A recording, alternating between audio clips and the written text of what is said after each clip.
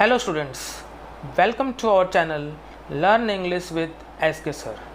Students, आज हम HTET PGT exam जो नवंबर 2019 में हुआ था उसका इंग्लिश पोर्शन सॉल्व करेंगे। We shall solve English portion of HTET PGT examination held in November 2019। So let's start our today's video. Which one of the following words underlined in the sentences given as options has been used as a verb? See the first option, the stage performances are called Ras Leela. Second option, the performers enacted Ras Leela on the stage. Third option, each actor performed in a circular space on the stage in Ras Leela. Fourth sentence देखें आप, the performing artist moved in a circular space on the stage in Ras Leela. Students, we have read the four options. Now we have to find out which sentence has a verb. See the first sentence, the stage performances are called Ras Leela. Performances is not a verb. The performers enacted Ras Leela on the stage. Performers is also not a verb. Each actor performed in a circular space on the stage in Ras Leela. Yes, this is our correct option because performed here is verb, and the last sentence, the performing artist moved in a circular space on the stage in Ras Leela. Here performing also cannot be called a verb. The correct option is each actor performed in a circular space on the stage in Ras Leela. Now we move to our next question. See the next question, students. Select the correct option from the following that correctly transforms the following sentence from direct speech to indirect speech. यहाँ पर हमारे से पूछा गया है कि जो दिए गए ऑप्शंस हैं उसमें से कौन सा इनडायरेक्ट स्पीच का सही उदाहरण है। तो सेंटेंस देखें आप, जो डायरेक्ट स्पीच में हमें दिया हुआ है, he said congratulations. This sentence is in direct speech. Now we have to change it in indirect speech. See the first option, he congratulated me. Second option, he said to me congratulations. Third option, he exclaimed congratulations. Fourth option, he is saying congratulations.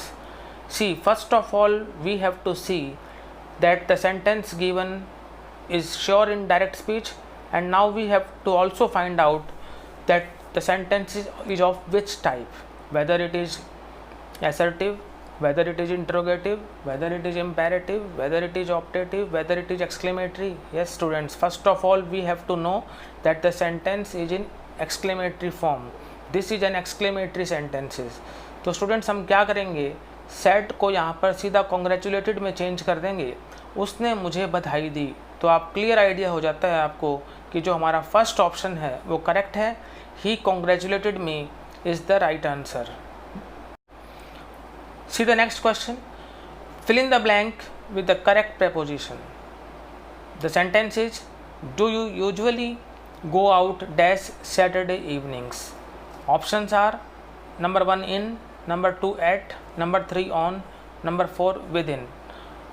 अगर हम इस sentence की हिंदी करके देखें कि क्या आप शनिवार की शामों को प्रायः बाहर जाते हैं, तो सीधी सी बात है कि सैटरडे इवनिंग से पहले या कोई कुछ भी इवनिंग्स हों, किसी भी डे की इवनिंग्स हों, आफ्टरनून्स हों, तो प्रेपोजिशन ऑन का यूज होता है. Do you usually go out on Saturday evenings. On is the right answer. See the next question students. Choose the correct verb form in the following sentence against the blank space so as to complete the sentence. We have to fill in the blank with the correct form of the verb. The sentence is, my father dashed for Delhi yesterday. Options, first leave, second will leave, third left, fourth will be leaving. तो students यहाँ पर आप देखेंगे कि मेरे पिताजी कल दिल्ली के लिए रवाना हुए. सिंपल पास्ट टेंस है, पास्ट इंडेफिनिट टेंस है. तो पास्ट इंडेफिनिट टेंस में student second form of verb का प्रयोग होता है, और आप जिस सेंटेंस में भी येस्टरडे देखेंगे तो आपको क्लियर आइडिया हो जाएगा कि ये सिंपल पास्ट का सेंटेंस है, yesterday देखते ही आपको वर्ब की सेकंड फॉर्म का प्रयोग करना होता है। तो यहाँ पर जो सेकंड फॉर्म हमें दिखाई दे रही है वो ऑप्शन 3 में दिखाई दे रही है। तो इसका आंसर स्टूडेंट्स हमारा होगा left. My father left for Delhi yesterday। Next question, choose the correct option to fill in the blank space in the sentence which expresses the correct notion hinted in the bracket against the blank space। देखिए sentence, you dash apologize or face the consequences। you dash apologize or face the consequences। भाई तुम्हें या तो माफ़ी मांगनी पड़ेगी अन्यथा परिणामों को भुगतना पड़ेगा। इसका आंसर बताने से पहले एक बार ऑप्शंस को रीड आउट कर लेते हैं। फर्स्ट ऑप्शन है मस्ट, सेकंड है शेल, थर्ड है मे और फोर्थ है कुड।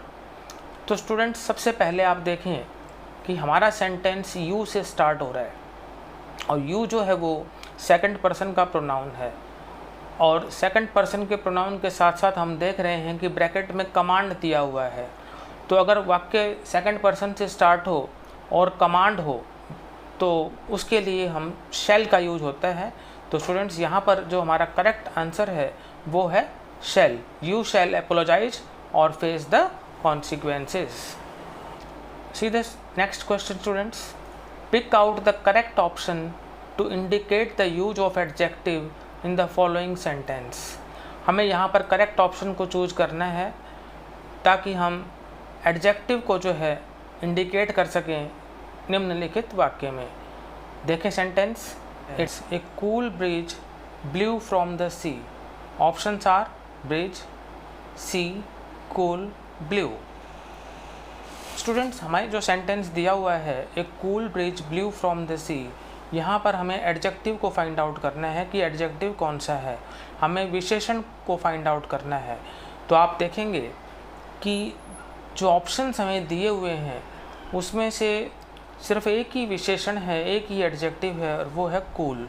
अब मैं आपको सेंटेंस समझा देता हूँ कि ये cool breeze blew from the sea, समुद्र में से एक हल्की ठंडी हवा चली। तो कैसी हवा चली? ठंडी हवा चली। जब भी कैसी की बात आए तो आप समझ जाना कि यहाँ पर हमें एडजेक्टिव को फाइंड आउट करना है और यहाँ पर आपका एडजेक्टिव है cool. Option third is correct. Student see the next sentence, identify the underlined word in the given sentence. जो सेंटेंस हमें दिया हुआ है उसमें जो अंडरलाइंड वर्ड है उसको आइडेंटिफाई करना है कि वो क्या है। I see him passing my house every day. मैं रोज़ाना उसे अपने घर के पास से गुजरते हुए देखता हूँ। तो आप देखेंगे यहाँ पर कि पासिंग क्या है ये हमें फाइंड आउट करना है। What is passing here? Number 1 gerund, number 2 present participle, number 3 infinitive, number 4 object. तो स्टूडेंट्स यहाँ पर जो पासिंग है वो आपका यहाँ पर प्रेजेंट पार्टिसिपल है। प्रेजेंट पार्टिसिपल में वर्ब की फर्स्ट फॉर्म प्लस आईएनजी का यूज होता है। तो अभी मैं आपको समझा देता हूँ कि ये प्रेजेंट पार्टिसिपल क्यों है। स्टूडेंट्स वर्ब्स ऑफ परसेप्शन होते हैं कुछ, जैसे see, hear, feel, smell, notice, watch, listen to. इन सब के बाद ऑब्जेक्ट प्लस प्रेजेंट पार्टिसिपल का प्रयोग किया जाता है। तो आप इस सेंटेंस में सी देख रहे हैं, उसके बाद ऑब्जेक्ट हिम है और दोनों बातें यहाँ पर दिखाई दे रही हैं आपको। सी आ जाए सेंटेंस में और फिर ऑब्जेक्ट आपको मिले तो ऐसे सेंटेंसेस में प्रेजेंट पार्टिसिपल का यूज होता है। तो यहाँ पर जो आपका सही आंसर है, सही ऑप्शन है वो सेकंड वन है, present participle. See the next sentence, identify the correct meaning of the underlined idiom in the following sentence from the options given below. जो अंडरलाइंड इडियम है स्टूडेंट उसका हमें यहाँ पर करेक्ट मीनिंग फाइंड आउट करना है। आइए देखते हैं सेंटेंस को। Climbing Mount Everest is not a child's play for anyone. Mount Everest की चढ़ाई करना किसी के लिए भी कोई बच्चों का खेल नहीं है। तो अब अंडरलाइंड यहाँ पर इडियम है not a child's play. Not a child's play का करेक्ट मीनिंग फाइंड आउट करना है। उससे पहले एक बार ऑप्शंस को रीड आउट कर लेते हैं। पहला है very easy to do, second है very difficult to do, third है प्लेजेंट टू डू, फोर्थ है बोरिंग टू डू। तो नॉट अ चाइल्ड्स प्ले का मतलब होता है वेरी डिफ़िकल्ट टास्क, मीन्स करने में बहुत कठिन। तो आप इससे आइडिया लगा सकते हैं कि वेरी डिफ़िकल्ट टू डू जो सेकंड ऑप्शन में दिया हुआ है वो हमारा करेक्ट ऑप्शन है।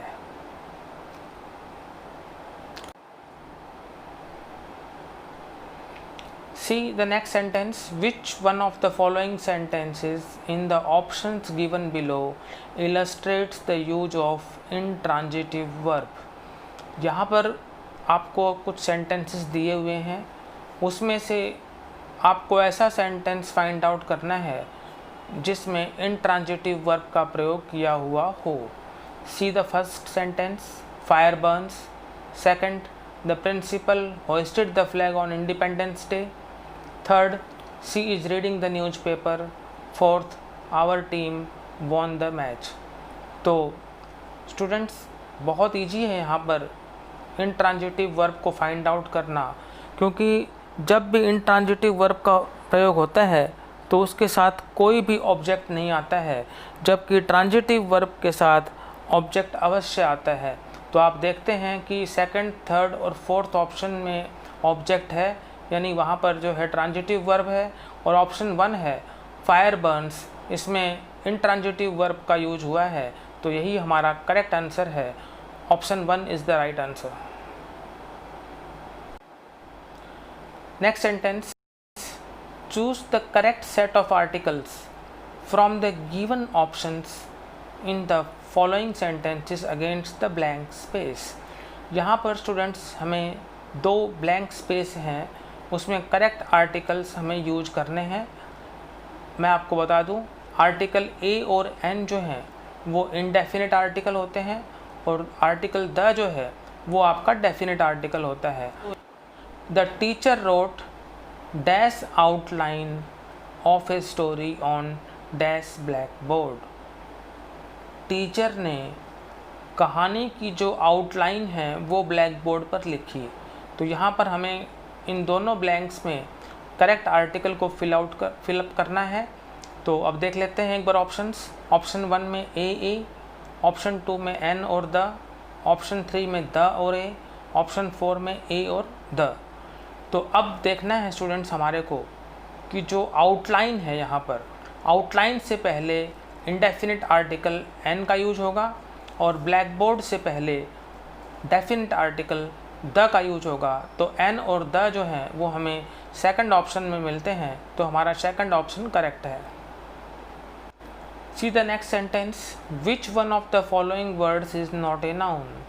निम्नलिखित में से कौन सा वर्ड नाउन नहीं है। आपको यहाँ पर 4 ऑप्शन दिए हुए हैं, इसमें से ये फाइंड आउट करना है कि which one is not a noun. Advice, rice, device और नाइस। तो एडवाइस का मतलब होता है सलाह, राइस का मतलब चावल, डिवाइस का मतलब कोई भी इंस्ट्रूमेंट टाइप, और जो नाइस है वो जो होता है अच्छा। तो एडवाइस, राइस और डिवाइस ये आपके जो है नाउन है, और नाइस जो है वो आपका एडजेक्टिव है। तो यहाँ पर नाइस जो है वो नाउन नहीं है, तो ऑप्शन 4 नाइस जो है वो यहाँ पर करेक्ट ऑप्शन हो जाएगा।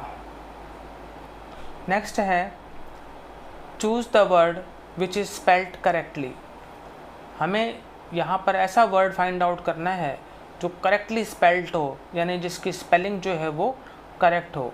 ऑप्शन 1 में भी जो है वैसे हमारा वर्ड जो है वो है बिगनिंग, और बिगनिंग की जो है वो करेक्ट स्पेलिंग हमें फाइंड आउट करनी है। तो अगर हम निगाह डालते हैं तो आपको क्लियर पता लग जाता है कि जो ऑप्शन 3 है BEGINNING ये स्पेलिंग होती है बिगनिंग की। तो बिगनिंग की स्पेलिंग फाइंड आउट करनी है, और बिगनिंग की स्पेलिंग जो है वो करेक्ट मिल रही है हमारे को ऑप्शन 3 में। ऑप्शन 1, 2 और 4 में जो बिगनिंग की स्पेलिंग है वो है रॉन्ग, तो correct option is 3rd। See the next sentence, reading improves your knowledge. Identify the gerund in the above sentence from the options given below. हमारा सेंटेंस है कि रीडिंग इम्प्रूव्स योर नॉलेज, कि पढ़ने से आपका ज्ञान बढ़ता है। तो अब ये यहाँ पर हमें फाइंड आउट करना है जीरेंट को। जीरेंट का मतलब होता है वर्बल नाउन, और जीरेंट का प्रयोग जो होता है वो वर्ब के सब्जेक्ट के रूप में होता है। तो वर्बल नाउन मैंने आपको बताया, और ये भी बता दिया कि जीरेंट का यूज यहाँ पर वर्ब के सब्जेक्ट के रूप में हुआ है। तो वर्ब का सब्जेक्ट यहाँ पर क्या है, रीडिंग है, और इम्प्रूव्स क्या है, आपका वर्ब है, और जीरेंट में वर्ब की फर्स्ट फॉर्म प्लस आईएनजी लगती है। तो क्लियर है कि यहाँ पर जो आपका रीडिंग जो है ऑप्शन 3 में दिया हुआ है वो करेक्ट आंसर है। तो रीडिंग इम्प्रूव्स योर नॉलेज में रीडिंग जीरेंट है, और जीरेंट ही हमें फाइंड आउट करना था, तो ऑप्शन 3 जो है वो करेक्ट है। See the next sentence, which of the options given below is the correct passive form of the following sentence. जो ऑप्शंस नीचे दिए हुए हैं उसमें से हमें करेक्ट पैसिव फॉर्म को फाइंड आउट करना है स्टूडेंट्स। यहाँ पर इस सेंटेंस में जो दिया हुआ है हमें, the Bhagavad Gita presents a balanced philosophy of life. Bhagavad Gita presents a balanced philosophy of life, this is the sentence given to us and this sentence is in active voice. Bhagavad Gita जो है संतुलित जीवन दर्शन को प्रस्तुत करती है। भगवत गीता संतुलित जीवन दर्शन को प्रस्तुत करती है, ये इसका मीनिंग है वाक्य का। आइए इसके ऑप्शंस देखते हैं। A balanced philosophy of life is presented by the Bhagavad Gita. Second option, a balanced philosophy of life has been presented by the Bhagavad Gita. Third option, the Bhagavad Gita has presented a balanced philosophy of life. Fourth option, a balanced philosophy of life was presented by the Bhagavad Gita. तो students, इसका answer बताने से पहले मैं आपको जो हमें sentence दिया हुआ है उसकी स्ट्रक्चर समझा देता हूँ। द भगवद गीता यहाँ पर सब्जेक्ट है, प्रेजेंट्स यहाँ पर वर्ब की फर्स्ट फॉर्म के साथ में एस लगा हुआ है, और बैलेंस्ड फिलोसफी ऑफ लाइफ हमारा ऑब्जेक्ट है। तो ये सेंटेंस हमारा है प्रेजेंट इंडेफिनिट टेंस में। तो अब हम जब इसका पैसिव करेंगे तो सब्जेक्ट ऑब्जेक्ट बन जाएगा, ऑब्जेक्ट सब्जेक्ट बन जाएगा। A balanced philosophy of life जो ऑब्जेक्ट है वो सब्जेक्ट बन जाएगा, वो पहले आ जाएगा। और प्रेजेंट और प्रेजेंट्स यहाँ पर दोनों सेंस में हम ये मान सकते हैं कि प्रेजेंट इंडेफिनिट टेंस है, क्योंकि भगवत गीता को सिंगुलर माना गया है, इसलिए हमने प्रेजेंट के साथ यहाँ पर एस लगा दिया। तो जब भी वर्ब की फर्स्ट फॉर्म का प्रयोग हो या फर्स्ट फॉर्म के साथ एस या एस का प्रयोग हो, तो हम जब उसका पैसिव करते हैं तो is am are plus verb की थर्ड फॉर्म प्लस बाई का प्रयोग करते हैं। तो यहाँ पर फिर इज लग जाएगा, a balanced philosophy of life के बाद इज लग जाएगा। फिर मैंने बताया थर्ड फॉर्म लगेगी, इज प्रेजेंटेड हो जाएगा, फिर बाई मैंने बताया, और जो तो भगवत गीता सब्जेक्ट था वो ऑब्जेक्ट बन जाएगा। तो ये बातें जो मैंने आपको बताई हैं वो ऑप्शन 1 में दिखाई देती हैं। A balanced philosophy of life is presented by the Bhagavad Gita, so option 1 is our correct answer. Now we come to our last question, identify the compound word from the options given below. नीचे दिए गए options में से हमें compound word को identify करना है। आइए पढ़ते हैं ऑप्शंस को। Option 1 development, option 2 newspaper, option 3 powerful, option 4 childhood. तो स्टूडेंट्स, ऑप्शन 1 डेवलपमेंट ये भी कंपाउंड वर्ड नहीं है, ऑप्शन 3 पावरफुल ये भी कंपाउंड वर्ड नहीं है, ऑप्शन 4 चाइल्डहुड ये भी कंपाउंड वर्ड नहीं है। जो जिस ऑप्शन को मैंने छोड़ दिया था ऑप्शन 2 न्यूज़पेपर को, ये आपका कंपाउंड वर्ड है। तो ऑप्शन 2 जो है newspaper, that is our correct option. तो याद रखिए यहाँ पर जो कंपाउंड वर्ड है वो है न्यूज़पेपर। तो स्टूडेंट्स, इसी के साथ हमारा आज का ये जो टॉपिक था एचटेट पीजीटी का जो एग्ज़ाम हुआ था नवंबर 2019 में, उसका हमने इंग्लिश पोर्शन यहाँ पर जो है सॉल्व किया विथ फुल एक्सप्लेनेशन। उम्मीद करता हूँ कि आपको ये वीडियो पसंद आया होगा। यदि आपको ये वीडियो पसंद आता है तो इस वीडियो को लाइक करें, शेयर करें और हमारे चैनल को सब्सक्राइब करें। हम आपके लिए और बहुत सारे एचटेट के वीडियो लाते रहेंगे। Thank you.